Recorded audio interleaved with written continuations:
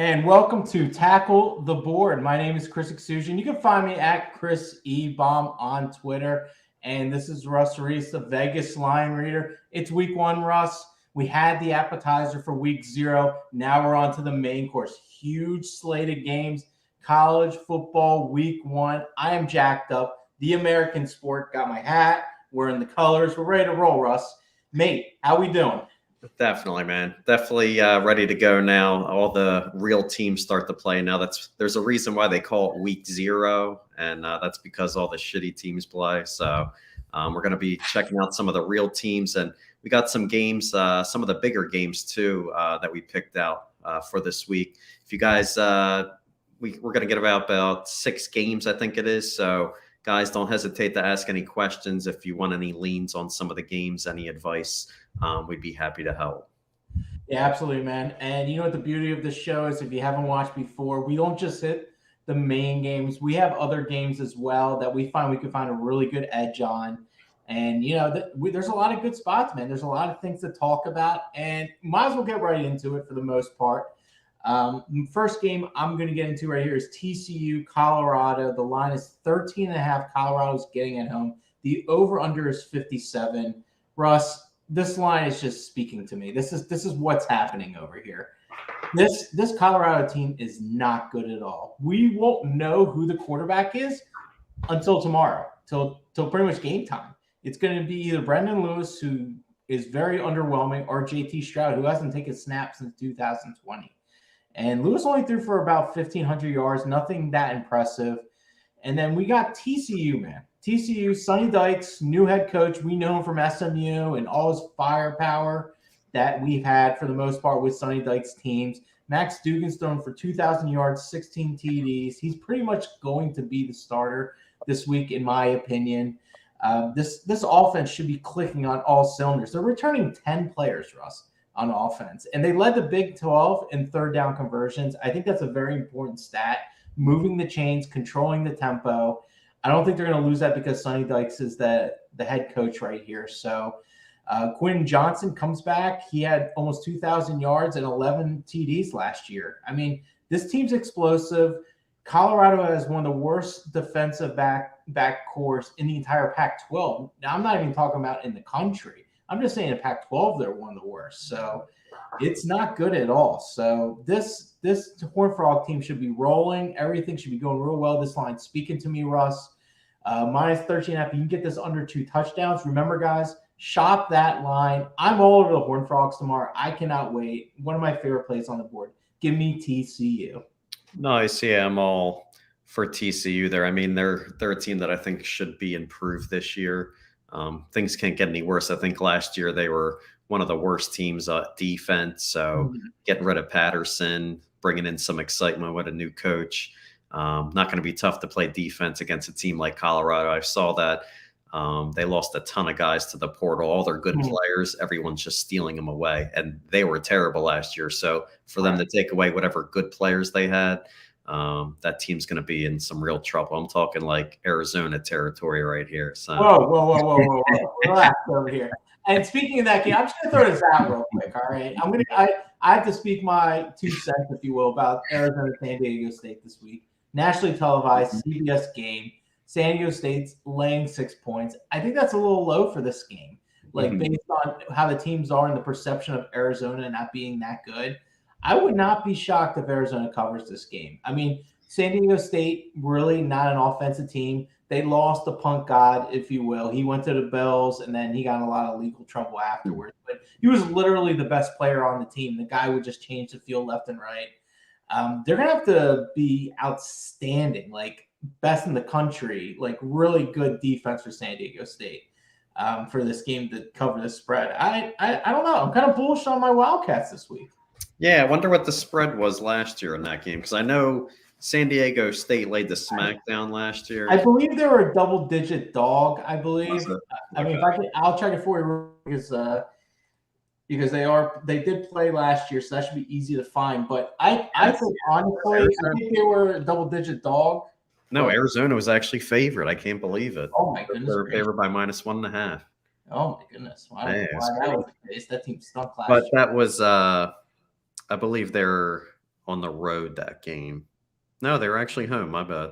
What, Yeah, San so Diego State? that's what it is. They're home. They were home that game. They're on the road now. That means not much of a big swing in the spread, though. If they were favored by 1.5 No. at home, and now they're on the road plus 6.5. So if the public's back in San Diego State, I wouldn't mind taking Arizona there. Yeah, let me see what the book's got everything going on here for the most part. Let me check this out real quick. Let's see. Let me see where we're at right now. Currently, we're at 72% for San Diego State. The line has dropped down to 5.5. Oh, wow. That's even better. There's some smart money on my Wildcats. Bear down. Yeah, that's why I'm like opposite of what some other people would bet. Like if they see it go up to 7 or something, like people are like, "Oh, 7, I'm grabbing that best number." But certain spots, like I just find it absolutely fishy as hell. If I see a -7, I'm like, "Oh, I don't want Arizona now," you know. So seeing people actually the spread's dropping and no one's betting Arizona, that's a good sign right there. Yeah, they did a good job in the transfer portal this year, Arizona and Fish. You know, he's got these guys in a good mindset, I think, this year. I think the vibes are high for the Wildcats early. I mean, do I think they're going to be great? Obviously not. They're only like a 2.5 win season kind of team, 3 wins. But I'll tell you what, I think they are a live dog there. But you know, that's my Wildcat, spiel for the day. But hey, TCU -13.5. If you can get a lower, fantastic. 14, I'm not too crazy about. I just don't think Colorado's going to have the firepower. Colorado, they're known for their run offense. They might have to get away from that if that's the case being. So I kind of like the under 57 as well. If you're feeling froggy, you want to leave. I think this just might be a complete blowout where Colorado's completely out of their game. Quarterback play blows. So you're going to trust them with the arm play? I don't think so. So give me TCU -13.5. But hey, Russ is on to his next game. He's going Big Ten country. Illinois, Indiana, -1.5. Indiana, who you got here? Oh, yeah. So basically early in the season, just week 1, basically, we have no sample size. So what I do is look back at the previous year. So looking at what the public's going to overreact to with teams' records, how good they looked the last year. This is all stuff when I was a terrible better back in my day. So I know how the terrible better thinks back in when we used to bet 20 years ago. Sure. All right. So basically for this game here, Indiana's -1.5. So if these two faced off last year, basically Illinois, they would have been favored by 3 in this spot on the road. So I'm seeing a 4.5 point swing here this year. And Illinois is also getting 69% of the bets here, which is very fishy to me. This is just showing me that Illinois is just not as good as they were last year. And then I looked it up and I see that Illinois actually had 5 wins last year.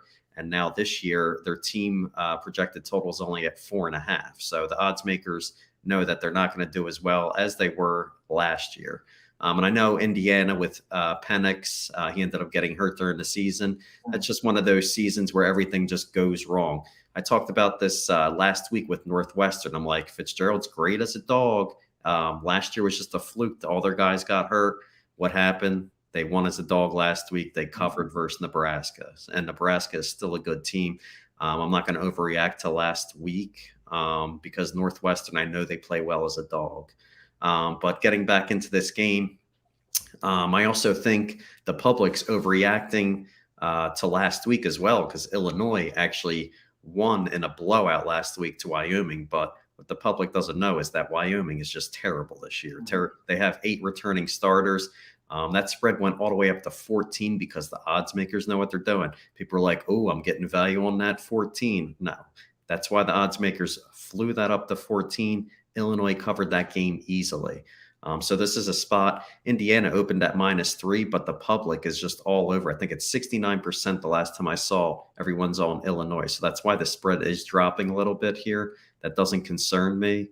I'll take Indiana here, -1.5. I'll probably just end up betting the money line here because I hate betting -1s or -1.5s. I'm an underdog guy, so if I do take a favorite, I'm going to take these guys in a small favorite just to win the game. No, I hear you. I think you brought up a good point. Public perception last week crushed Wyoming. They only bring back 4 returners on offense, 4 returners on defense. I mean, that was a bad team. They absolutely crushed them. The home team in this series is 5-2 against the spread in the last 7 meetings, and Illinois 1-6 in our last 7 Friday games. And I understand Bielema's a new coach and everything, but guess what? Last year playing Friday, they lost to Maryland at home. I remember that game very well. They lost 17-20. That was looking like a good public spot for Illinois because they looked so good in the beginning. It's like kind of a repeat story we're seeing here. So I'll be more than happy to jump on you with the Indiana minus 1.5, but I also kind of leaned under 46. I think people saw that Illinois was able to score a whole lot, so I think there might be some over money that's going to come in. I think 46 is perfect for this under. There's definitely question marks on the offensive side for Indiana, so I love this under 46, but I can ride with you with the minus 1.5. That might be a little nice little 1-2 same game parlay action, so I'm all for it. So yeah, I see where you're coming from. 2 bad teams right there. Definitely an under is smart there because even Illinois, I would have to check out their team total, or it might be smart to just take their under on with the public all over them. Take under whatever 20 some points, probably 20. Got to do the math real quick. 23, 24, something like that. Take the under. Yeah, that's why it's not good when we are drinking beers now during this. When I got to do all my math numbers. Yeah, you have a calculator. It's not hard. You don't have to do it in your head anymore. You have a calculator.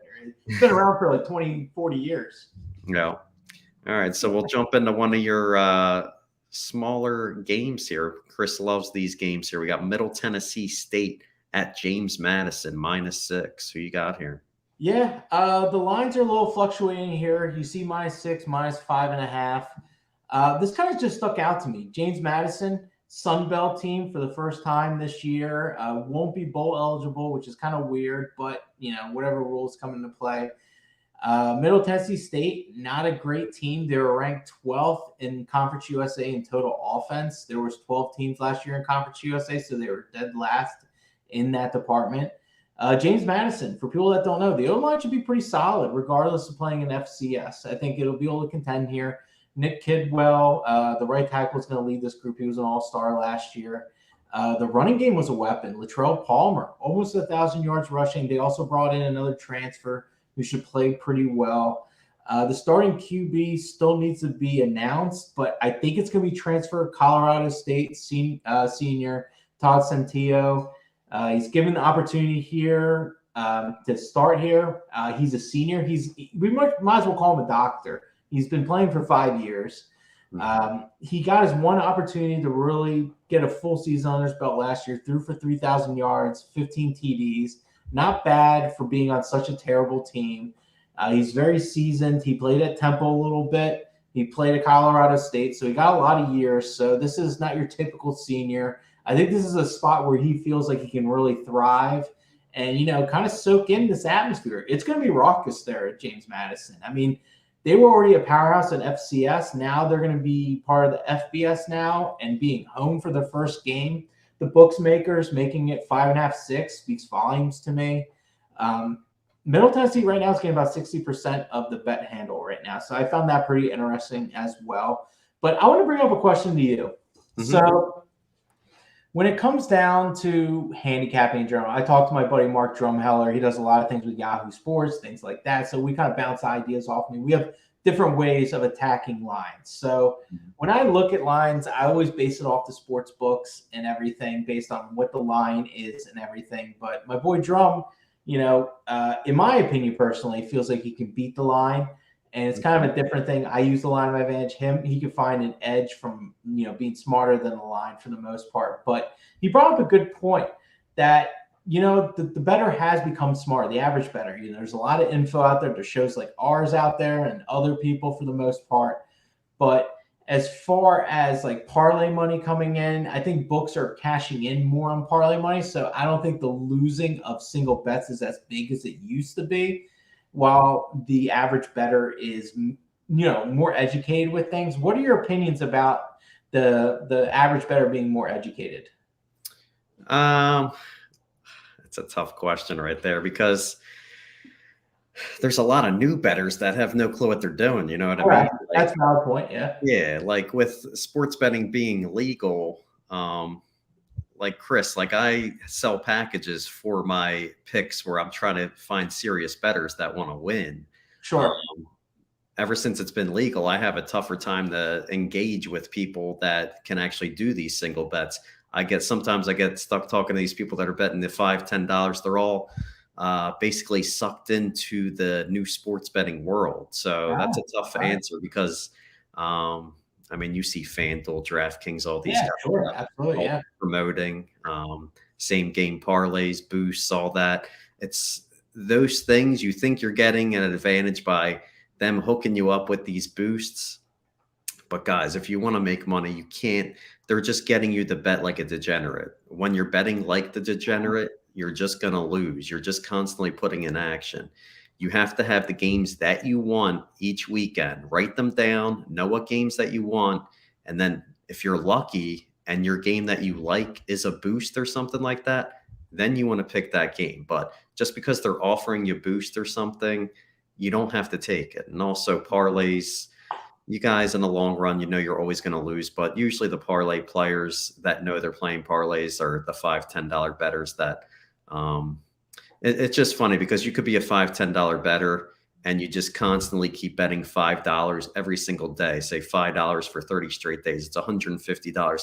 But I ain't got no money to bet single bets. Well, you just lost $150 easily there. If you just save that money and just were to put it in on single bets, even if you bet $15 to $20. Yeah, you don't have to bet a whole lot. You just build the bankroll. Yeah, I mean, that's the thing. People love the action. We were there. We were there when we were younger. We were there when we were younger.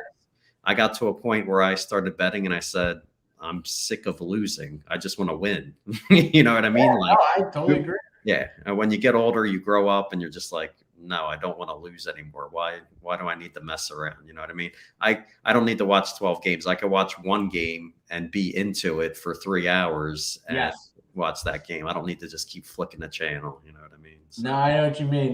We got the Westies coming in. He says Arsenal's been playing. We got ourselves a real better here. We got Arsenal. Here we go. Now we're talking. See, that's why I had to rock them because I've been in so much, it's just been bad being an Arsenal fan. Now they're 5-0, top of the board. I had to rock them. I'm rocking USA. The colors are good. The vibes are great. I'm used to teams that are disappointing me constantly. Arsenal starting to play a little good game. So, yes, they are rolling, my friend. Absolutely. But, hey, let's get into your next game. This is a big primetime game. This is a game everyone's going to bet. Not even joking. Notre Dame at Ohio State, -17. That line's big, man. Where are we going here? That's the thing. Yeah. So I'm talking about what I saw from last year. So I've got Ohio State here. This spread, again, jumped out to me as high right away when I looked at it. If these two teams faced off last year at the end of the season, Ohio State would have only been a 7.5 favorite against Notre Dame. It was pretty crazy looking back there. So this just shows you how much of a difference in talent Ohio State will have compared to Notre Dame this season. I've also noticed that Ohio State, last time I checked, they were only getting 45% of the bets. So I love when the public sees that they're getting value and plus they're betting that team, which is at the 17 mark. It's not like it's at -16.5. It's at 17. They're getting the value. They're all putting the money in on it. These are the spots that I love.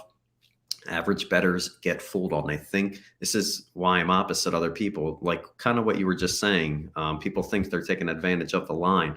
I'm opposite of that. I just feel like I don't think you can take advantage of these books. I think they are the smart ones. Yeah. So you need to have the mindset of thinking like the odds makers. And when they're tricking the public, that's what I love doing. When they're tricking the public, I find these spots opposite the public. So I say this every year, and there's no way that you're getting value, guys. If you think you're getting value, you're getting suckered, I feel. But everyone's got their own strategies. So if people want to explain to me their value strategy, I'd love to hear. But whenever I ask that question to people, they never really have a legitimate answer for me. So I'm all ears. If anyone's ever got another system, I'd love to listen to it. No, I hear you. We're always open ears, man. If you got something to bring, we're more happy to hear it. But this line is big. I do agree with that.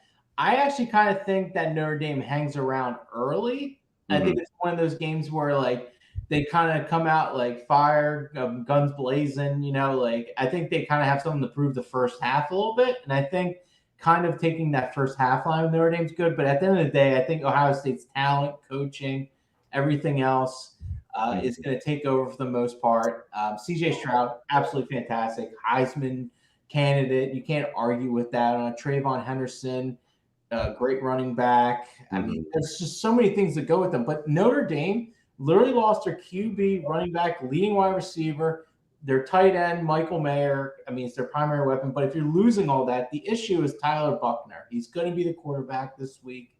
Do you know his stats? He threw 3 interceptions in his 35 pass attempts last year. I mean, that's not good. I mean, if you're relying on that kind of arm, it's not going to be good there. Throw in the new coach, too. You got a new coach, and you're throwing them out there. 17-plus dog going in Ohio State. Yeah, these guys put up serious stats, man. They're going to score a lot of points in this game. I see something like a 40-17 or 40-20 type of game. I just feel like they get the cover. We talked about this. You were kind of liking Miami last year. Remember, you kind of threw it out there just to lean. You're like, Miami to start the season was another huge spread. Miami was looking good. People were talking about them to start the year, but you play one of the big dogs, Alabama, they just steamroll them. Ohio State, if they want to be one of the big dogs this year, they need to make a statement. And Ohio State also, game for them. You know why they want to make a statement also? Because they were also, I think it was like a 14-17 point spread last year to Oregon. Oregon ended up winning that game outright. They were sleeping that game. Yeah, that was a sleeper game. Yeah. So Ohio State, that's why I'm a little nervous about Notre Dame too to start, because Ohio State has the same quarterback, Stroud. He's going to remember that game. I remember that Oregon-Ohio State game.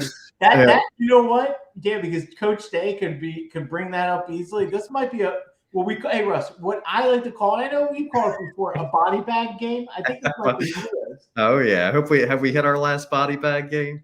TCU tomorrow is going to be it. Yeah, that's a body bag game. You got no doubt about that. We're going to get the bags early this week. I can't wait. You kidding me? TCU tomorrow is the ultimate body bag game. Mark it down here. TCU. People watching. TCU is going to annihilate Colorado. That's a body bag game. And this might be here with Ohio State. But you know what the funny thing is, though? The Irish, their defense was decent, but their secondary is thin, man. They're going to kill them on the passing yards and everything. It's just it just seems too much like an Ohio State game. This is the perfect Irish money coming in. Notre Dame's very publicly favored across the country. Jim Knowles. Body bag! Yes, exactly. There you go. That's a good cut by you. Body bag game, dude. Body bag game. Okay, we had that cut. We still have that sound bite from last year. I love it. But anyway, so anyway, yeah, that was great. Jim Knowles. He's the defensive coordinator for Oklahoma State, though. 10th best scoring defense last season. Now I think in Ohio State with already way better talent, this defense should be howling. And give me that soundbite one more time for the body bag game. Get him a body bag! There you go, Chris. Yeah, there you go. I think it is. I think we already talked about 2 games and we body bag games, and I absolutely love it, man. Hell yeah, man. All right, so we'll jump into your last game here. You we got Louisville -4.5 at Syracuse. Who you got here? You know, it's funny. If you watch the show before, I always talk about the revenge tour, teams that are on revenge, triple revenge, double revenge, and everything. And we got Syracuse here. They've been owned by Louisville. I mean, the average winning margin is 30 points during the last 3 years. I mean, this Syracuse team has been terrible against them.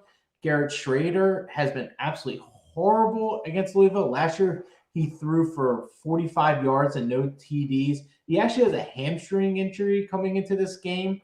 So now there might be a possibility that the backup's going to come in now. It's just Del Rio Wilson. I mean, he's just a running quarterback with no experience. I mean, this sounds like trouble for Syracuse. Like, I love backing the revenge game more than anybody here, but Malik Cunningham is going to be the best quarterback here in the ACC. He rushed for 1,000 yards, almost threw for 3,000. They bring so much back on offense. I mean, they're bringing back 1,200 yards rushing in Jalen Mitchell and Trayvon Cooley. I mean, this defense from the Cardinals, their D-line is going to be pretty solid. Yasir Abdul had 10 sacks. I mean, there's too much here with this team. And K.J.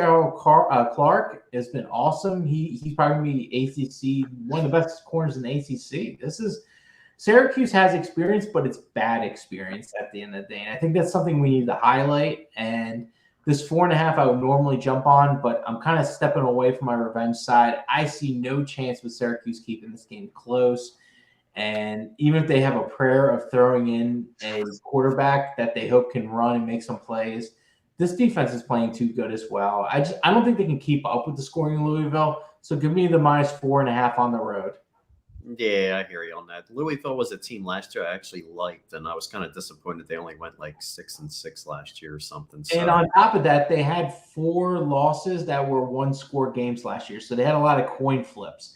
Okay. So their record last year wasn't really dictating what – they could have been like a 9-win team, but they lost 4 games within 1 score. And those are coin flip games. Those net close losses, they had 4 of them, which was really high for the country. So the fact that there's what they did last year really doesn't tell the story. I think they're going to be guns blazing in this game. And I think this will be a nice statement game. You see them next week. They might be a really big favorite, but we're getting them on a discount. So give me the Cardinals. Yeah, I don't trust Syracuse at all. I know they won some games last year, but they were a game. Yeah, they won 5 and 7, but that's a lot more than I thought they would win last year. I'm looking at their wins now. Ohio, Albany, Liberty. And then at the end of the season, they beat Virginia Tech and Boston College, whose starting quarterback was actually hurt. Syracuse was favored in that game. So they had one upset. It was the +3.5 later in the season against the Virginia Tech game. So definitely a spot where you could probably – usually not a favorite guy, but I hear what you're saying here. Usually I like spreads like home dogs under 4 anyway. So if it's starting to get higher, I think Louisville, this looks like it could be a blowout line again. I think you're on the something with that one.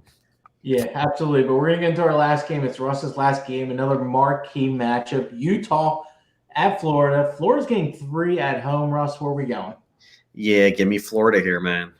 Florida's actually an improved team this year. They had a freshman, Anthony Richardson. He came in into the season last year. He's going to play a lot better this year now that he's a sophomore. They're bringing in all the new excitement with the new head coach, Nate Beer. I love it here.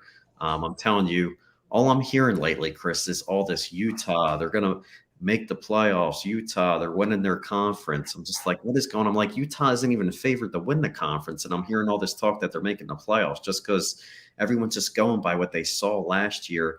I actually had Utah in that bowl game against Ohio State last year, because Ohio State was missing all their players. And still ended up losing that game by 3 points. But I was freaking holding on for dear life when Utah had the lead, and then Ohio State's like, they started to wake up. I'm like, please, God, just hold on. I think Ohio State got the ball on the 1-yard line. I'm like, oh my God, they're kicking the field goal. Utah got the cover. I'm like, it's just one of those games where Utah jumped on top of them. But I got a lot more stuff here on this game. Yeah, absolutely. Again, I haven't heard anyone. Chris, I'm telling you, nobody is talking about the Gators at all. You won't see anyone picking them. It's everything online. You see everyone talking about Utah. They're all excited about them. All right, so you're playing in the swamp, man. People don't realize how hard it is to play in the swamp, all right? So here's a list of the last 3 times Florida was a home dog in the swamp, okay? Last game, +14 dog last year against Alabama, okay? They lost that game by 2 points and they covered, all right? 2 years ago, there wasn't any spots. It was a COVID year, not real home advantage. So 3 years ago, they won outright, +2.5 dog against Auburn. Auburn finished that year 14th ranked in the country. And then 4 years ago before that, we had a +1 dog to LSU. LSU was the number 6 ranked team. They won outright that game. So that was their last. All these games, these guys know how to beat good teams at home. So I'll happily take Florida here, as they're only getting 30% of the bets. And I feel like it's probably 20%, because I haven't heard one person tell me that they like Florida in this game. All right. This happens every year, Chris. You have this the first week, you have Utah ranked 7th, who's not even favored to the odds makers don't even have them winning their conference. So, and they're the 7th ranked team in the country. Like, get the hell out of here. They're getting way too overhyped just because people like their quarterback. They play defense. All right, it's the Pac-12, and you're going on the road. Oh, man, if you poo-poo my Pac-12. I know, but still, when you're going up against the SEC, you're favored against an SEC team that's just absolutely nuts. This is the same situation I saw last year. I see this every year, the first week of the season, Chris, when it's the big, when you got a real crowd at home. We had North Carolina. Remember that there was the COVID year, and then Virginia Tech, North Carolina. At Virginia. Enter Sandman. I played it all the time on Twitter. I love that. I love that intro. Exactly. North Carolina. They were ranked 10th in the country. Everyone had high hopes. How? He was a stud quarterback. They're going to, just because they have all the returning starters, people get overreact and they say they're making a run. That's what they're doing with Utah here. The last time Utah was a small road favorite was last year, and they lost outright to Oregon State. All right. You're telling me this team was -3.5 against Oregon State, and they're -3 this year against an improved Florida team who I like this year? I'm going to take those points all day. And Florida in that game last year against Alabama, they rushed for over 200 rushing yards, okay? And Bama was 4th best rushing defense in the country. So you're going to tell me, oh, Utah's going to come in there, play their great defense? I am not worried at all. This baby, overrated, man. Utah's the type of team that plays great when they're a dog. You want to put them in the favorite role? I don't think so. I got Florida here all day. So I understand where you're coming from with all this stuff here. I want to hear yours. I'm going to hear what I've heard all week with this Utah talk. I want to hear. All right. So I'm on the fence about this game in general. I'm not playing this game because I just don't like the game in general. But I like where you're coming from with the public reception, with Pac-12 going over cross country, different weather atmosphere. I mean, they're in thinner air. Then you're going to be in the humidity down there in Florida. I think that does play a role at the end of the day, regardless how good the team is. Utah, pretty much, their run defense has been really solid. They've been good. And you are dealing with Anthony Richardson, who is more of a running quarterback that fits Napier's offensive game plan for the most part. So it's a tough game for me. I mean, I will go with you with Florida here, but overall, this is a complete stay away game for me. I'll be more than happy to be on the sidelines for this one. I looked back at a lot of games. Like didn't do all the it's a ranked team, and they're ranked in the top 10. These guys mess up on purpose. It's the ESPN rankings, the AP, whatever polls, man. These are the bogus rankings. You want to look at the odds makers rankings in your head. That's why you always see ranked against unranked, because the ranked teams aren't really supposed to be ranked. That's why those unranked teams at home win those games. So I'm close in range. USC's ranked like 15 or 16. Utah's ranked 7th, but USC's projected to win the conference. So this is what I'm talking about, Chris. We got a team that's ranked 10 spots higher just because they're overhyped. And you can tell because of the over 70% of bets. So that's what I'm saying. I love looking at the market early in the season and knowing when they're being fooled by ESPN and all those polls. You know what I mean? No, I hear you. That's why you brought up USC, because there's a lot of hype with them for the most part, and the coach from Oklahoma and everything, and they're supposed to be amazing, this and that. So I'm curious to see their first game in general. But hey, you know what? These were our plays. I love what we broke these down with for the most part. I thought we brought some real good information today, especially with all these games. Hopefully you guys tailed. These were, well orchestrated, research plays. And, we've been doing this for a while, Russ and myself. We've been doing the football scene, learning from our mistakes, everything else. You guys are benefiting from, all, the profits from right here. So thank you guys again for watching Tackle the Board. You can find me at Chris Ebom on Twitter, of course. Remember to share, like, all that good stuff of Tackle the Board. We have the page up. Looking for a lot more followers, guys. We're about the 160 mark. We'd like to get to 200 soon enough. It would be great if you guys spread the word. We get to 200 by the end of the week. Not too much to ask. 30, 40 subscribers, not a big deal. That's Rus Reese, the Vegas line reader. Great stuff as always, Russ. This is what we do. We're pumped. Games are going on right now, and we got games all week, man. I can't wait. Definitely. And guys, if you're watching it on YouTube, all you guys got to do, hit the subscribe button. And we're going to give picks every single week, guys. It's early in the season. We just have college football right now. We're going to be bigger on the NFL. So next week, we're going to be talking about actually every single NFL game. College football is a lot of work to talk about every single game. That's why we're just giving you a little piece of some of the games. If you guys have questions, don't hesitate to ask us. At Chris Ebom, at Vegas Line Reader. Message us, guys. We love talking about the games and helping you bet the right way. We want to get you out of those parlays and start betting single bets, guys, and start winning money this season. So excited next week that we're going to start talking about NFL, and I hope you guys are excited too. If you guys have questions, save them for next week and ask us on the show. And again, hit the subscribe button. Follow us on Twitter at Tackle the Board, and let's have another good weekend. Yeah, man, let's make that money.